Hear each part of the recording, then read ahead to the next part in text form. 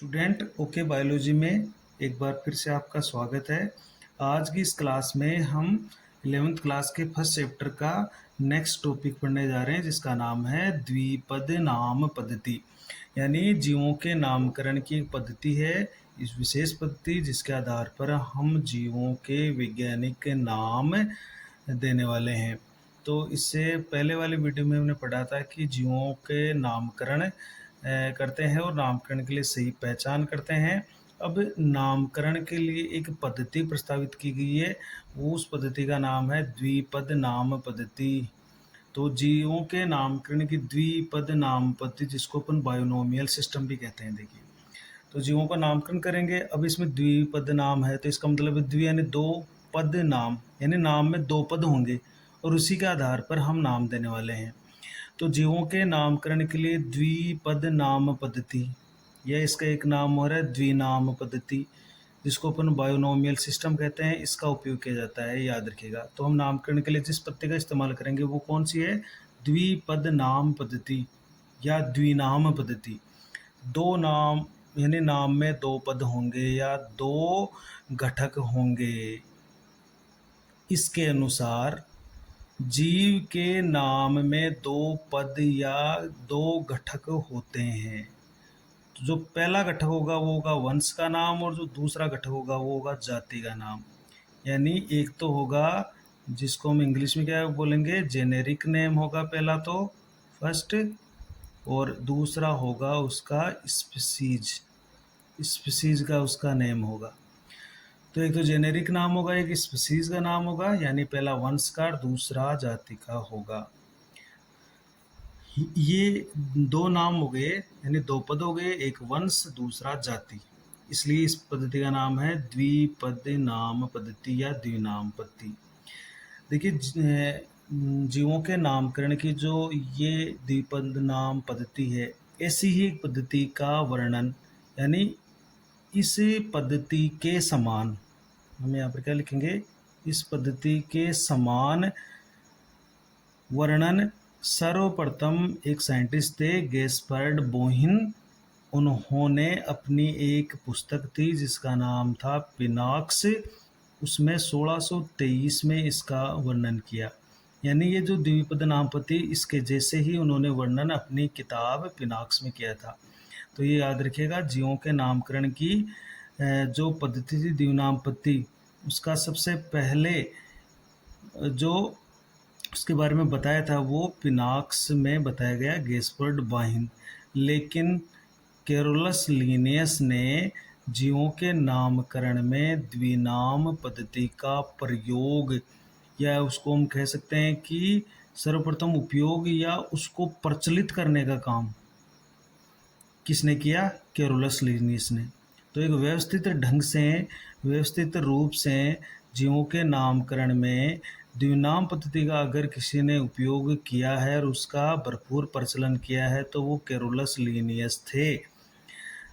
अनेक जीवों के नामकरण दिए उन्होंने इस पद्धति से, इसलिए हम कैरोलस लिनियस को द्विनाम पद्धति का जनक या फादर ऑफ बायोनोमियल सिस्टम भी कहते हैं। ये क्यों कहते हैं? क्योंकि इसको प्रचलित करने का काम कैरोलस लिनियस ने ही किया था। लिनियस ने पादपों के लिए, देखिए, द्विनाम पद्धति के अनुसार नामकरण की शुरुआत अपनी पुस्तक, इनकी किताब थी, बुक थी, स्पीसीज प्लांटेरम, इन्होंने 1753 में की थी। यानी पौधों का जो वैज्ञानिक नाम था द्विनाम पद्धति के अनुसार, वो उन्होंने अपनी किताब स्पीसीज प्लांटेरम में पौधों का नाम देना शुरू किया था, या स्पीसीज प्लांटेरम में उन्होंने पौधों के वैज्ञानिक नाम द्विपद नाम पद्धति के अनुसार किए थे।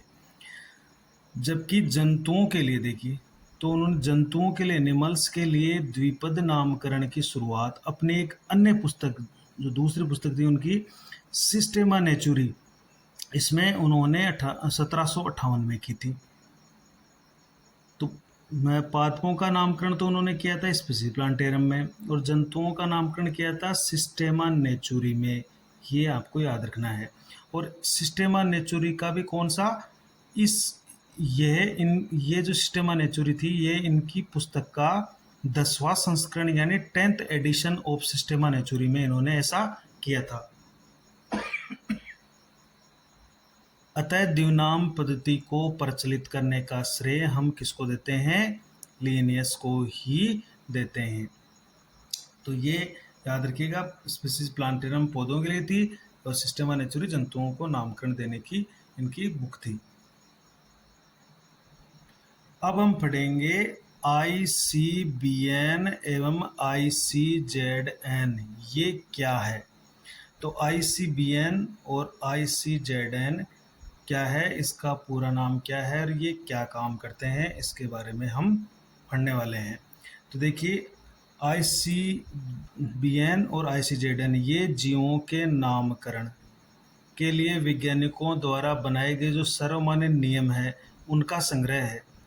तो जो नियम बनाए हैं नामकरण, क्योंकि नामकरण करने के कुछ नियम होंगे, उन नियमों का ये संग्रह है, उन नियमों का ये कोड है, संग्रह है, जिनकी सहायता से जीवों का नामकरण किया जाता है। तो ये जो नियम है उनका एक कलेक्शन है, ICBN और ICZN। तो ICBN का पूरा नाम देखिए, इसका पूरा नाम है international code of botanical nomenclature. ये इसका पूरा नाम है ICBN का, international code of botanical nomenclature. ये क्या करता है? ये ICBN क्या करता है? ये पादपों के नामकरण से संबंधित सर्वमान्य नियमों का संग्रह ICBN है। यानी पादपों का जो नामकरण देने के नियम है उनका संग्रह कौन है? ICBN। और इसी के द्वारा पादपों का नामकरण किया जाता है इन नियमों के आधार पर। अभी वर्तमान में इसका नाम जो है वो चेंज करके एक अन्य दूसरा नाम रखा गया है इसका ICN, यानी इंटरनेशनल कोड ऑफ, इतना तो है ही, कोड ऑफ नोमेनक्लेचर। ये बोटनिकल हटा दिए, यानी international code of nomenclature for algae यानी शैवाल, फंजाई यानी कवक, एंड प्लांट्स। ये अभी 2011 में इसका नाम चेंज करके ये कर दिया गया है ICN, international code of nomenclature for algae, fungi and plant. दूसरा जो संग्रह है वो है ICZN। तो ICZN क्या है? देखिए, ये है international code of zoological nomenclature. देखिए, जूलॉजिकल है ये, तो जूलॉजिकल का मतलब होता है ये जंतुओं के नामकरण से संबंधित नियम है। तो इसमें जंतुओं के नामकरण से संबंधित सर्वमान्य नियमों का ये संग्रह क्या है? ICZN है, और जिसके द्वारा किसी जंतु का नामकरण किया जाता है।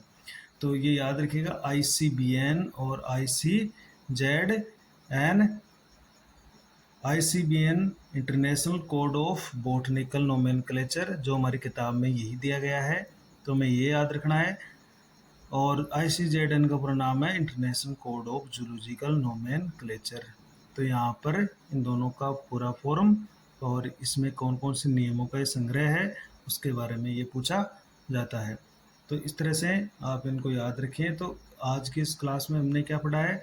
जो द्विनाम पद्धति है वो पढ़ी है, और द्विनाम पद्धति के अनुसार किसने इसको, गेस्फोर्ड बोहेन ने अपनी किताब पिनाक्स में इसका सबसे पहले वर्णन किया, लेकिन इसको व्यवस्थित तरीके से प्रचलित करने का काम कैरोलस लिनियस ने किया, और उसी को हम द्विनाम पद्धति का जनक कहते हैं।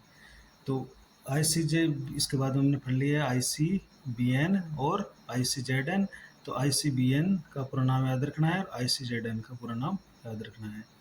तो इस तरह से हमने इसको दोनों टॉपिक को पढ़ लिया। अगले क्लास में हम जो नामकरण के जो सर्वमान्य नियम है उन सर्वमान्य नियमों की हम चर्चा करेंगे।